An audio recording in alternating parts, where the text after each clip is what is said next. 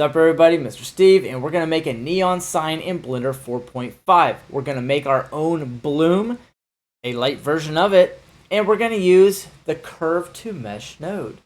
This thing is amazing. It's got a scale output on it that we're really going to need. Let's jump right in. Alright guys, let's get started, and don't forget, I'm in Blender 4.5 Alpha so you can follow along properly. I'm just going to open a new geometry nodes graph here on the cube, and in a way we do get to delete this cube with Control-Right/. So don't get rid of your group input, we're still going to need that. Shift-A, type in string 2, you'll get string to curve node.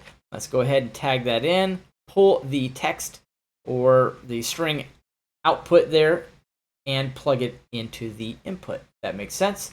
And then we'll go ahead and type something in for ease of use. It will be over here in the properties panel.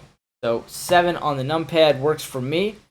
And what we can do now is turn this curve into a mesh. So curve to mesh. We'll need a profile curve. I like the curve circle for this. We can set the radius to anything we want, plug it in. You'll see this obviously doesn't look good. You just do it that way, so it may slow down your PC, so just be careful and usually set it first. 0.002 is where I'm going to go with it, and then I'll be able to control this. And let's go ahead and get a better look at what that's doing when I actually scale it, opposed to the radius. A little less control. So now this is a mesh. I want to turn this mesh back into a curve. And I'm going to turn this curve back into a mesh, and you'll see why in just a moment. So I just duplicated my curve to mesh. I'm going to duplicate my curve circle, but instead of 0.002, I want 0.0005 or something in that range. Then you can go ahead and plug that in. So now we'll be able to actually see what we have going on. Now this will control the overall radius, and this will control the second mesh to curve right here, and how big those individual pieces are. It's really important that you don't have those too big, but you want it big enough that the emission will show up. And then we'll have our neon lights. So let's go ahead and grab a set material. And failed to find set something. Set material. Let's come over here and let's create an emission material. Looks like I'm just moving myself all over the place. I think I can find a good spot up there. And I'm just going to drop down emission. This is a generic. You can do a lot with the shader editor here. I'm just going to set this to 10. Put it to something that I can definitely see. I like light blue for neon signs. I really do. I'm going to go into cycles so that our bloom is going to work. And let's make sure scene world is enabled. Let's go to world properties and crank that all the way down. Now over here, this is going to work better if we go to cycles here as well. If you have GPU, go ahead and use that. If you want, turn on denoising. Put this to something simple in the viewport like 20 samples or less. And for my denoiser, in Blender 4.4 and up, you don't want to be on automatic. You want to be an open image denoise. It's been fixed. It works wonders. Okay, so this is good. Now let's go ahead and set our actual material. Give it just a second. And voila, now we've got something. What I do want to do though is jump back into solid here. And I do want to throw in a plane. Let's scale this up on like the X. I think that's pretty decent. G and Y perhaps. I'm going to jump into edge select, grab this edge. Z, move it up, grab this middle edge, Control B, bevel. Just roll the middle mouse wheel up, get it kind of close to the top. Go back to object, and let's shade that smooth. Now for this, I think we could rotate this on the X just to kind of make it look a little bit cooler as we do this. So now let's jump back into cycles. And what that'll do is it'll just give the light something to kind of bounce back to us on. It's going to look better this way. And now let's grab a cube because we're pretty much done with the neon sign. I'll show you guys.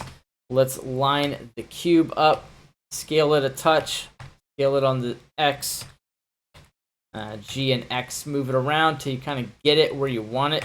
Z, wireframe, kind of center it, see how I have it here. What we can do also is go into the shader editor with the cube and click new. Now you might have to roll the middle mouse wheel out just a bit.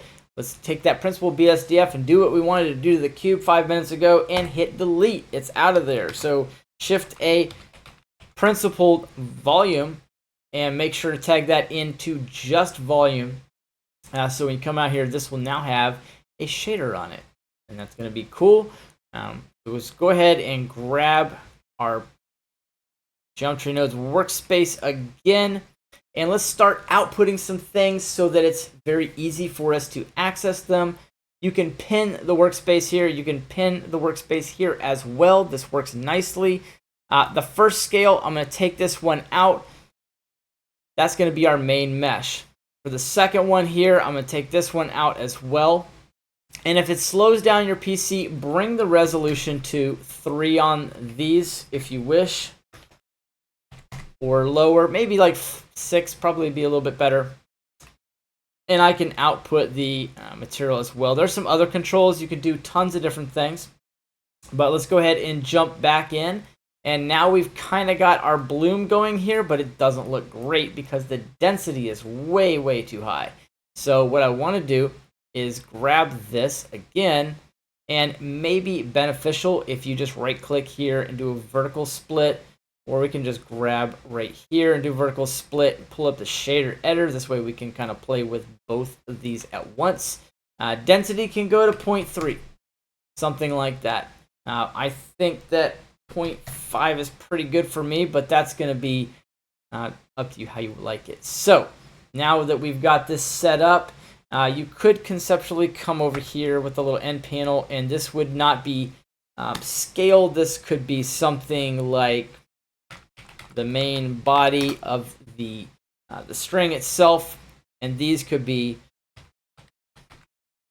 string 2, something like that. So we'll just call this one string 1 and string 2. That works good. So string 1 will be the overall scale of the entire text, and then string 2 will be the individual pieces that make up our little neon sign. Now you can go ahead and come back over, and let's grab the regular cube. We don't unpin this workspace. Go down here, and one of those things